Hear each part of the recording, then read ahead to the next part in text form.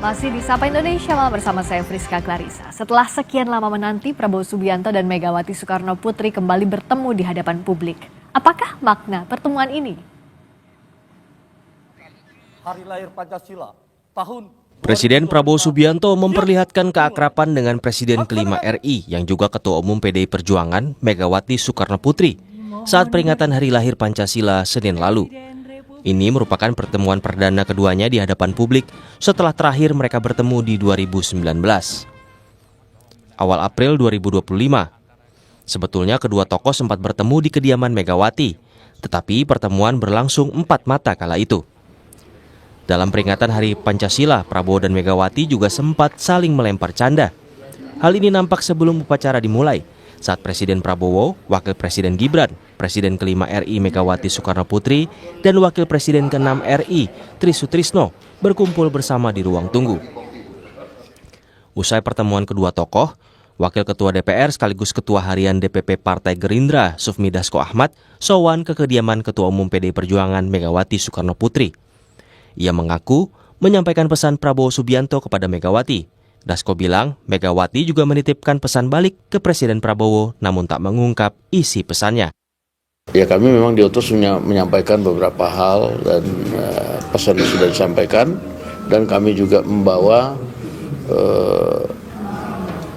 pesanan balik dari Ibu Mega ke Pak Prabowo, demikian. Pesan apa yang Pak Prabowo mau disampaikan sama Bang Dasko kepada Bu Mega? Pesan itu nggak boleh disampaikan dong di sini. Konfidensial ya berarti ya? Konfidensial. Keakraban Prabowo dan Megawati seolah menguatkan isu perombakan Kabinet Merah Putih. Namun, menurut Ketua DPP PDI Perjuangan Sukurna Baban, keakraban Prabowo dan Megawati tak terkait politik dagang sapi, diajak masuk kabinet atau tidak. Dari dulu kan memang akrab. Jadi hubungan Ibu Mega dengan Pak Prabowo itu kan ya ibarat kakak adik. Tentu saja apa program-program Pak Prabowo yang baik pasti kami akan dukung. Oke, pertanyaannya adalah apakah PDIP sudah diajak masuk kabinet? Ini bukan masalah dagang sapi diajak kabinet atau tidak diajak kabinet. Tetapi yang persoalannya adalah hubungan antara Ibu Mega dengan Pak Prabowo itu sangat bagus. Peringatan Hari Lahir Pancasila Senin lalu juga jadi momen pertemuan Megawati dan Wapres Gibran Rakabuming Raka.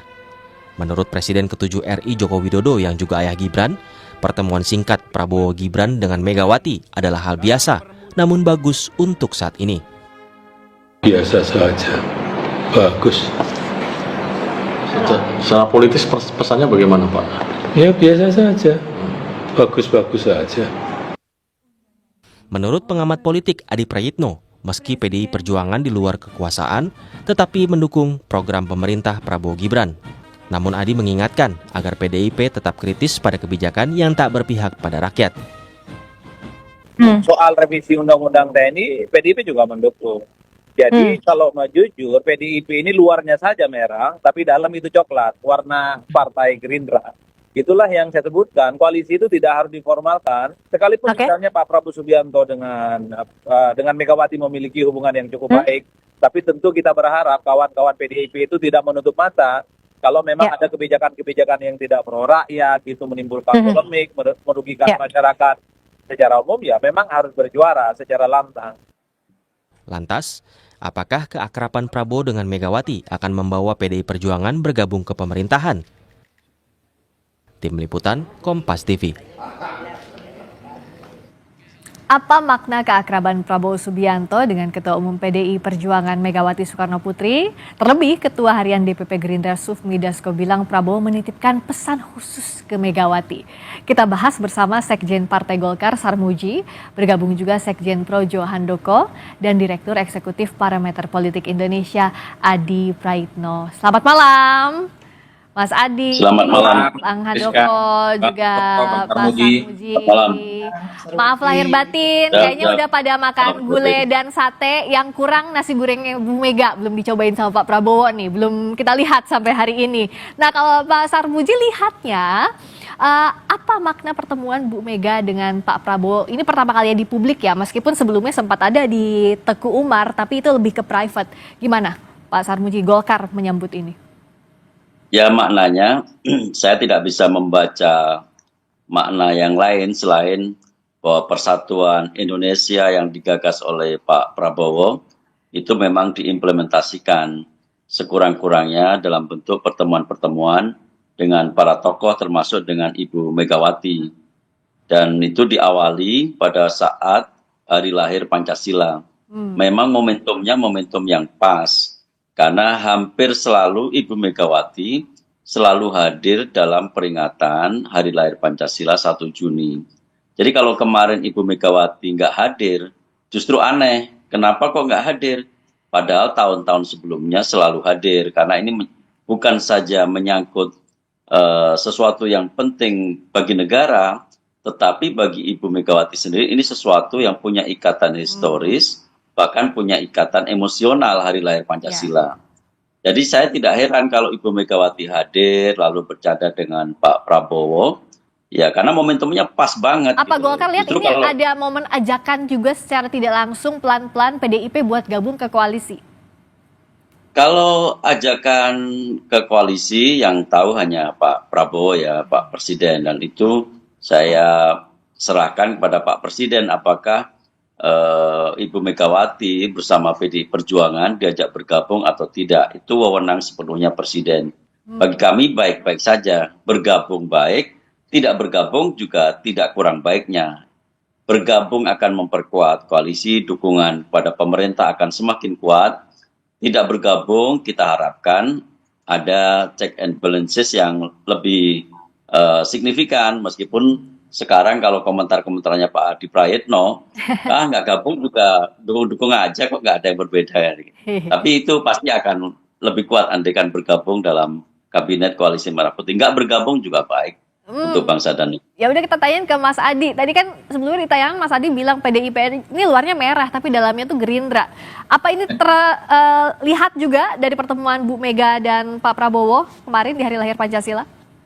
Ya, saya kira pertemuan kemarin kan adalah sebagai penegas secara personal hubungan Prabowo dengan Megawati sedang baik-baik saja. Tidak seperti yang dipersepsikan publik ada tembok tebal yang tidak bisa mempertemukan antara kedua tokoh ini. Yang publik tahu itu adalah bahwa itu, makanya tidak mengherankan ketika ada pertemuan, acara formal terkait dengan hari lahir Pancasila, ini kan menjadi berita yang menurut saya cukup ramai dan signifikan. Tapi yang menarik belakangan kan ketika dirumorkan soal kemungkinan ajakan PDIP akan diajak menjadi bagian dari koalisinya Prabowo. Bagi saya tidak ada sesuatu hal yang prinsip untuk mengajak PDIP dalam koalisi Prabowo, karena hampir bisa dipastikan partai-partai koalisi Prabowo itu 100% tegak lurus dan solid, dan nyaris tak ada satupun partai politik pendukung Prabowo itu yang resisten dan menjadi oposisi dari dalam.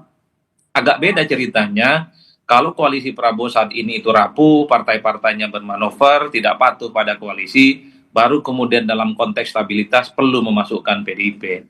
Nah yang kedua, kenapa saya merasa PDIP tidak perlu diajak dalam koalisi, bukan hanya untuk menjaga check and balances ya, karena secara praktek politik sebenarnya PDIP sudah mendukung penuh apa yang sudah dilakukan oleh Prabowo. Bisa kita cek satu persatu, semua kebijakan strategis PDIP juga mendukung secara total. Kenaikan PPN 12% PDIP tegak lurus, 100% mendukung. Kemudian terkait dengan program makan bergizi gratis yang begitu banyak misalnya dapat catatan kritis, PDIP juga mendukung. Revisi Undang-Undang TNI banyak protes, demonstrasi dari mahasiswa, justru PDIP paling depan memberikan dukungan politik. Itu artinya apa? Ya saya kira PDIP tidak perlu diajak dalam koalisi karena secara hakikat mereka sudah siap untuk bekerja sama. Kecuali nanti di kemudian hari Friska, ya partai-partai koalisi yang ada di zamannya Pak Prabowo ini ya kemudian bermanuver, kemudian mereka itu resisten dan kemudian suka merongrong dari jalan, mungkin perlu mempertimbangkan PDIP sebagai partai yang kemudian dipersiapkan untuk menjadi bagian dalam koalisi. Jadi kalau selama solid di dalam sih ya nggak usah diajak juga PDIP, nggak apa-apa di luar pemerintahan gitu ya Mas Adi? Saya kira begitu, karena soliditas saat ini sudah hampir 85% tegak lurus dengan Prabowo. Dan yang ketiga bagi saya Friska, ada yang disebut dengan the peril of stability, ada bahaya dari sebuah stabilitas. Kalau semua dirangkul dan semua diajak kerjasama, lalu siapa yang mau protes? Nggak ada yang menjadi penyeimbang ya? Tidak ada penyimbang, dan itu yang kemudian kita khawatirkan dalam demokrasi yang sehat. Oke, jadi kalau bicara soal PDIP nggak perlulah ada di dalam pemerintahan semuanya diajak ya. Tapi kalau dari Projo, kan banyak juga yang bilang bahwa Bu Mega ketemu Pak Prabowo, ini bisa jadi malah jadi ada jarak atau tidak dengan Pak Jokowi yang beberapa waktu terakhir, terutama sejak Pilpres, terlihat menjaga jarak dengan Bu Mega. Tampaknya belum ada pertemuan akrab antara keduanya. Gimana Projo lihat ini? Dari Projo selalu yang pertama adalah bahwa apapun upaya yang dilakukan untuk namanya politik persatuan ya. Sekarang ini kan sudah waktunya memang semuanya bersatu gitu ya. Semuanya berpikir bagaimana membangun bangsa ini di tengah berbagai tantangan yang kita bisa lihat dengan jelas tidak mudah. Jadi politik persatuan semacam ini memang perlu dikedepankan. Yang kedua, ini juga menunjukkan bahwa seharusnya kita senang memiliki Presiden Pak Prabowo yang mampu berkomunikasi dengan baik ke semua pihak, termasuk pihak yang tanda kutip oposisi karena tidak ada di dalam koalisi pemerintahan. Ini juga sesuatu yang bagus karena kita sepinginnya semuanya berada dalam koridor yang sama dalam konteks persatuan. Nah, dalam urusan dengan Pak Jokowi gitu ya, sebenarnya nggak ada masalah karena Pak Jokowi juga tidak ikut-ikutlah dalam pemerintahan Pak Prabowo ini, sehingga kemunculan di publik, misalnya Pak Prabowo ketemu Bu Mega, kemudian jangan lantas logikanya kemudian dianggap itu sebagai upaya atau sebagai bentuk dari karena berkawan dengan Bu Mega kemudian tidak berkawan dengan Pak Jokowi, tidak begitu logikanya, jangan sampai mengarah ke situ. Nah, jadi ini bagus dalam konteks itu tadi membangun komunikasi politik, meskipun saya sangat setuju dengan apa yang disampaikan oleh Mas Adi Prayitno tadi, karena check and balances dalam demokrasi itu penting. Demi apa? Demi rakyat. Gitu. Ada balances itu kebutuhan rakyat kita, kebutuhan demokrasi, sehingga memang saya pikir tinggal bagaimana mengelola hubungan ini menjadi hubungan yang baik, semuanya berkontribusi dalam upaya memajukan bangsa. Jadi singkat cerita, kalau Pak Prabowo ketemu Bu Mega, bukan berarti Pak Jokowi renggang dengan Pak Prabowo gitu, Mas Andong? Iya, nggak perlu diartikan begitu, karena Pak Prabowo memang mampu berkomunikasi dengan semua pihak, dan ini bagus dalam konteks membangun persatuan Indonesia, begitu. Ya, kalau Golkar lihatnya konteks persatuan Indonesia ini apa yang harus dimaknai secara konkretnya? Masyarakat tuh harus lihat apa sih dengan pertemuan Pak Prabowo dengan Bu Mega kalau tidak melulu soal kabinet, tidak melulu soal kursi? Ya, andaikan ada perbedaan politik antara Ibu Mega dan Pak Prabowo, andaikan Ibu Mega memilih tetap di luar kabinet dan Pak Prabowo memimpin koalisi Merah Putih, itu pertemuan dengan Ibu Megawati justru menunjukkan satu kedewasaan politik yang luar biasa. Kenapa? Karena orang yang berbeda saja masih bisa bertemu, bercengkrama, bersendagurau. Itu seperti teladan yang dulu telah diterapkan oleh para pemimpin kita yang dahulu, seperti perbedaan yang mencolok sekali secara politik, secara ideologi antara Pak Karno dengan Pak Nasir, antara Bung Hatta dengan para pemimpin yang lain, tetapi tidak menghalangi mereka untuk tetap bersahabat, bercengkrama, dan tetap saja menjalin hubungan silaturahim yang bagus. Jadi andaikan pun ini Ibu Mega tetap dalam posisinya sekarang bersama PDI, tentu ini berita baik juga. Tetapi andaikan pun sebaliknya, itu juga bukan berita buruk. Nah, kalau Mas Adi lihatnya, mumpung ini kurban ya, saya arahkan ini berarti bukan sekadar politik dagang sapi ya. Jadi kita ketemu misalnya, tapi harus ada kursi kabinet yang dijanjikan. Nggak kayak gitu ya. Pun nanti ada nasi goreng yang tersaji antara Bu Mega dan Pak Prabowo, bukan berarti itu narik-narik ke pemerintahan, Mas Adi. Kalau mau jujur sebenarnya, madhab politik Prabowo itu sebenarnya zero enemy dan ingin mengakumulasi begitu banyak kekuatan-kekuatan politik. Jadi wajar kalau sebenarnya di awal sebelum pembentukan kabinet, Prabowo Subianto itu kan welcome ke semua partai politik termasuk yang kalah Pilpres Nah, hanya PDIP yang kemudian terkesan tidak menunjukkan untuk menjadi bagian di dalamnya. Karena bagi Prabowo setelah Pilpres usai semuanya harus dirangkul. Jadi di situ sebenarnya, Priska. Nah, menurut saya terlampau sederhana dan terlampau sepele kalau pertemuan-pertemuan antar presiden dan mantan presiden dan presiden yang saat ini sedang berkuasa itu disimplifikasi hanya dengan urusan menteri, 1 menteri, 2 menteri. Bagi saya terlampau kecil karena untuk urusan menteri cukup lewat telepon, lewat WA atau kirim orang-orang kepercayaan kan untuk bertemu satu sama yang lain. Bagi saya secara prinsip ya apa yang dipertunjukkan pertemuan antara presiden dan mantan presiden semacam ini, kalau saya melihat perkembangannya adalah sebagai upaya untuk menjaga stabilitas politik dan yang paling prinsip adalah untuk menjaga keseimbangan. Karena atau memang Mas Adi, sorry saya potong, apakah ini jadi jembatan juga antara situasi tensi yang belum turun tampaknya antara Bu Mega dengan Pak Jokowi tadi kan kalau misalnya semangat yang merangkul bisa jadi kesana nggak Mas Adi?